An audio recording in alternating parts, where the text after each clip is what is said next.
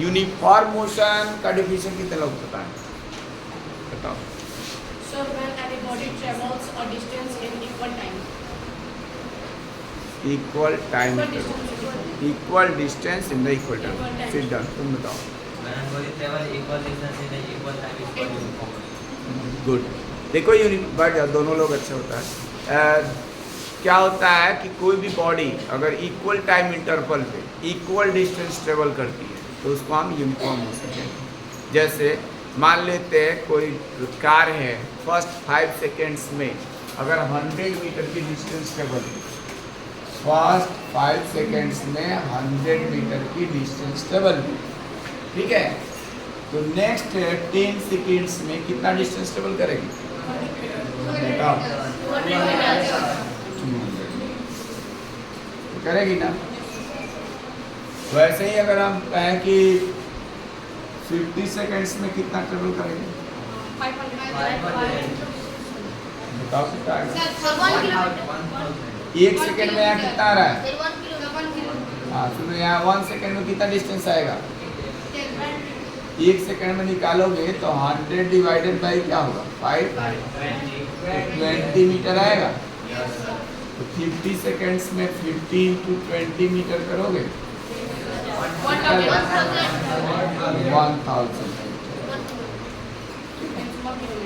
तो ऐसे मोशन को क्या कहा जाता है? यूनिफॉर्म।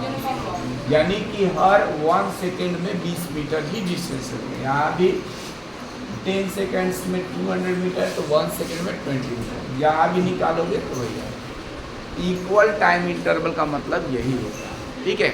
टाइम इंटरवल अगर सेम लिया जाएगा तो डिस्टेंस क्या होगी? इक्वल ट्रेवल होगी, ठीक है। तो इसी तरह से एक साइड में हमने यहाँ पे टाइम ले लिया, टाइम एक्सिस, एक्स एक्सिस जो है ना, इधर हमने टाइम ले लिया। क्या ले लिया? टाइम। और टाइम को मैंने सेकेंड्स में ले लिया, जैसे तुमको पता है टाइम का यूनिट क्या होता है? सेकेंड। और इस साइड ले लिया हमने डिस्टेंस, इधर ले लिया डिस्टेंस, इधर हमने डिस्टेंस ले लिया मीटर में। वाई एक्सिस, इसको वाई एक्सिस बोला जाता है, पता है कि नहीं पता? हॉरिजॉन्टल डायरेक्शन में जो लाइन होती है उसको एक्स एक्सिस, और जो वर्टिकल डायरेक्शन में होती है उसको वाई एक्सिस। और दोनों का जहाँ पे इंटरसेक्शन होता है उसको ओरिजिन बोलते हैं। क्या बोलते हैं इसको? ये ओरिजिन। ओरिजिन पर एक्स का और वाई का जो कोऑर्डिनेट होता है दोनों 0 0 होता है। यानी when the time is 0 then the distance traveled by the body is also 0, यानी यही पे रहेगा। लेकिन अगर हम यहाँ 5-5 सेकेंड का इंटरवल ले लें, 5 सेकेंड्स, ये जो डिस्टेंसेज होगा इक्वल होगा। ग्राफ पेपर में जैसे 1-1 सेंटीमीटर्स का डिस्टेंस लिया जाता है ना। ग्राफ पेपर अगर किसी पास होगा, चाहे देखा होगा, ले आना ग्राफ पे ही बता देंगे। तो ये हो जाएगा 1 सेंटीमीटर इक्वल टू, मैंने मान लिया 5 सेकेंड्स। स्केल लिखा जाता है यहाँ पे। ग्राफ जब हम लोग प्लॉट करते हैं ना, स्केल लिख करके और तब लिखा जाता है on x axis. X axis पे हमने क्या किया? एक्स एक्सिस पे हमने 1 सेंटीमीटर को 5 सेकेंड्स लिया। और सिमिलरली इधर भी हम लोग जो है 1 सेंटीमीटर को ऐसा ही कुछ ले लेते हैं। मान लो 1 cent on Y axis, on Y axis 1 centimetre को 50 मीटर में ले लेते हैं, 50 मीटर ऐसे मैंने मान लिया। अपने सुविधा के अकॉर्डिंग यहाँ 10 सेकेंड्स, 20 सेकेंड, 100 सेकेंड जो मर्जी वो मान सकते हैं। इसमें भी अपनी सुविधा के अकॉर्डिंग उसको मान सकते हैं, ठीक है। ये डिपेंड करता है कि उस ग्राफ पेपर में टोटल एक्स एक्सिस में कितने हॉरिजॉन्टल लाइन है, डिस्टेंसेस है, वाई एक्सिस पे कितना, उसके हिसाब से। और हमारा जो ऑब्जर्वेशन है, डाटा है, वो कैसा दिया है उसके अकॉर्डिंग इसको माना जाता है, ठीक है। तुमने स्टैटिस्टिक्स पढ़ी होगी मैथमेटिक्स में, बार ग्राफ, तो उसमें ध्यान होगा।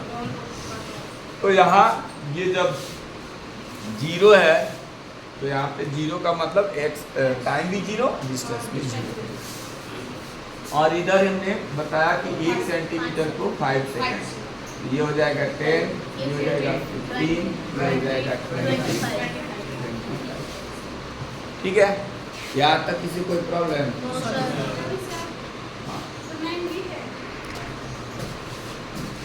तो 5, 10, 15, 20, 25 ये हो गया। इधर जो है हमने 1 सेंटीमीटर 50 मीटर लिया है, अपने सुविधा के अनुसार जो तुमको चाहिए वो ले सकते हो। तो मैंने यहाँ पे 50 लिखा, ये 15 मीटर, तो ये कितना हो जाएगा? 100। ये 150, ये 200 आ जाएगा। ठीक है, यहाँ तक समझ में आया? उसके बाद क्या करना है, हम लोग एक ऑब्जर्वेशन या डेटा लेंगे। जैसे हमने 5-5 सेकेंड पे दिया है 100 मीटर, 10 सेकेंड पे 2, 50 सेकेंड पे, तो वैसे ही एक डेटा बनाएंगे, एक ऑब्जर्वेशन टेबल। उसको बिना ऑब्जर्वेशन टेबल का हम लोग ग्राफ नहीं प्लॉट करते। तो ऑब्जर्वेशन टेबल किस तरह का बनता है, एक साइड लिख दिया जाता है सीरियल नंबर, यहाँ पे हमने सीरियल नंबर लिख दिया, कम से कम 3 और 3 से ज़्यादा भी ले सकते हैं। सीरियल नंबर में हम 4 भी ले लेते हैं। यहाँ पर एक साइड में टाइम लिख देते हैं, यहाँ पे टाइम, और ये टाइम के नीचे सेकंड लिख देते हैं, और यहाँ लिख देते हैं डिस्टेंस, यहाँ डिस्टेंस लिखेंगे, और ये मीटर लिया।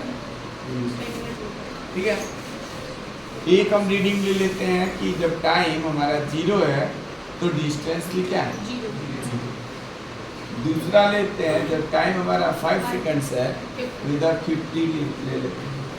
ठीक है, फिर जब 10 सेकंड्स है उधर 10 तक है, इसमें है इधर जो है ना 25 सेकंड तक है। बस इधर थोड़ा ध्यान रखना कि 200 मीटर से ज़्यादा नहीं लेना है, क्योंकि उधर हम लोग के ग्राफ पेपर में ना उतना ही लेंथ लिए। जगह होगा तो तुम और ज़्यादा ले सकते हो, क्योंकि हमने जो अभी ड्रॉ किया उसके अकॉर्डिंग है। तो यहाँ पे आ जाएगा 10 सेकंड पे कितना? 100। 15 सेकंड पे 100। ठीक है, 150 आएगा। अब 10-10 ये हो रहा है ना, 10-10 हो रहा है। वो हमने दूसरा समझाया था, इसमें दूसरा लेना है, तो अपने तो अब हम इसका ग्राफ प्लॉट करते हैं। इधर जो 0,0 आएगा ना, इसका कोऑर्डिनेट कहलाता है। क्या कहलाता है? कोऑर्डिनेट। इसका कोऑर्डिनेट हम अलग से नीचे लिख देते हैं समझने के लिए। तो पहले x एक्सिस का लिखा जाता है और फिर y एक्सिस। इसके जो कोऑर्डिनेट्स हैं, कोऑर्डिनेट्स ग्राफ प्लॉट करने के लिए हमें कोऑर्डिनेट्स की ज़रूरत पड़ती है। तो कोऑर्डिनेट्स आ जाएंगे, इसके क्या क्या आएंगे? पहला कोऑर्डिनेट 0,0, दूसरा तुम लोग बताओ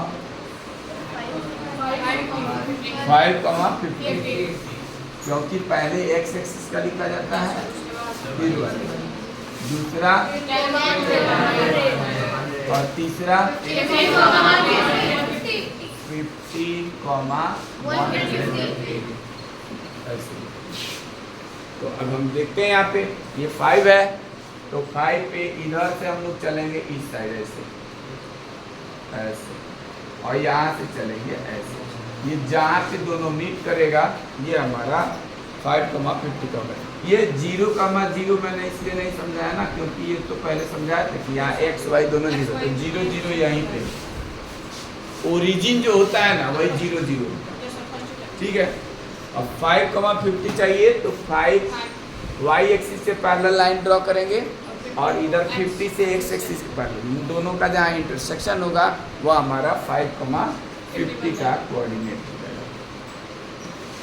ठीक है, अब आ गया 10 पर कितना? 100, तो 10 से इधर चलेंगे और इधर जो है 100 से चलेंगे x एक्सिस के पैरेलल, और इधर जो आएगा उसको। ठीक है, ये थोड़ा सा चौक का नोक समझ रहे सकते हो, तोड़ ही देते हैं। तो ये आ जाएगा जहाँ पर ये आ जाएगा 10, ठीक है। 15 पर कितना आ रहा है? 150. 100. तो 15 पैसे जो है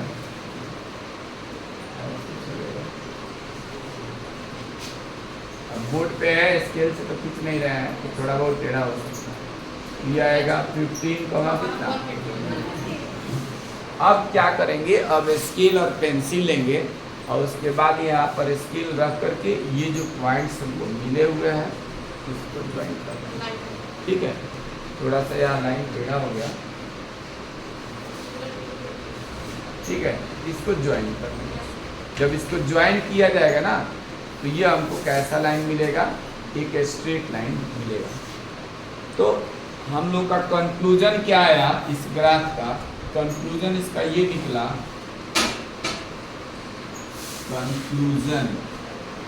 कंक्लूजन ये निकला कि the graph between distance and time for the uniform motion of the body is a straight line which passes through the origin. समझ में आया? कंक्लूजन क्या निकला? द ग्राफ बिटवीन किसके किसके बीच है? Distance and time, distance and time for uniform motion, for uniform motion of a body या moving body या बॉडी, समझ सकते हो? यूनिफॉर्म मोशन है तो चल रहा है। Is a straight line, straight line which passes through, कहाँ से पास करता है? passes through origin, passes through origin। ये origin लिखा हुआ है, थोड़ा समझ लेना, ठीक है? समझ में आया कि नहीं आया? यूनिफॉर्म मोशन था। यहाँ पर ये जो टेबल बना है इस टेबल का क्या नाम बताया? यहाँ पे ये टेबल इसको बोलते हैं और ये टेबल का नाम है ऑब्जर्वेशन टेबल। ठीक है, तो हम टेबल पहले लिख लिए तो ऑब्जर्वेशन लिख लिए, ऑब्जर्वेशन, ठीक है? Observation table for uniform motion of a body, इसके लिए टेबल बनाया है ऑब्जर्वेशन। ऑब्जर्वेशन का बी यहाँ कैपिटल है, ये ऑब्जर्वेशन टेबल है यूनिफॉर्म मोशन बॉडी के लिए लिख दिया है, कोऑर्डिनेट्स लिखा है, फिर उसका बाद में ये जब ग्राफ बन गया तो इसका कैलकुलेशन। ग्राफ जब बनाओगे तो ये चीज़ यहाँ पर ग्राफ पेपर के ऊपर जरूर मेंशन करोगे जो तुम माने हो। हाँ, ये हमने सर्किल का है कर दिया छोटा छोटा, ताकि जिसको कम दिखता होगा ना उसको भी दिख जाए बढ़िया से कि हमारा कोऑर्डिनेट पॉइंट कहाँ है। ठीक है, इसलिए छोटा छोटा इंसर्ट, इसको नोट कर लो और किसी को कोई प्रॉब्लम हो तो वो पूछ सकता है।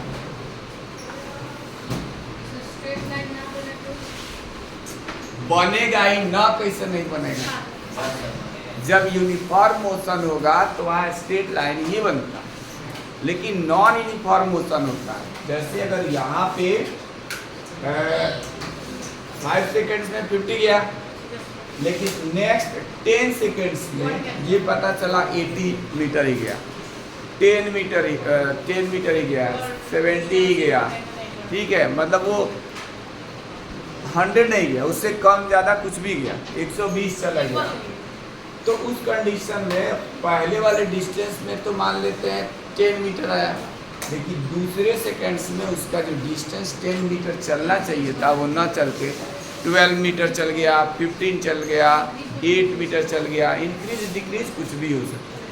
जैसे ही नेक्स्ट तुम्हारा इंटरवल में डिस्टेंस इक्वल नहीं ट्रेवल करेगा तो वहाँ पे नॉन यूनिफॉर्म मोशन हो जाएगा, और नॉन यूनिफॉर्म मोशन आएगा तो ये जो स्ट्रेट लाइन ग्राफ मिल रहा था वो स्ट्रेट ना मिल करके ये कहीं पर भी कर्व मतलब मुड़ जाएगा, चाहे वो नीचे मुड़ जाए, चाहे ऊपर मुड़ जाए, चाहे कहीं भी, वो स्ट्रेट लाइन नहीं मिलेगा। ठीक है, तो स्ट्रेट नॉन यूनिफॉर्म मोशन के लिए जो ग्राफ मिलता है वो एक कर्व मिलता है।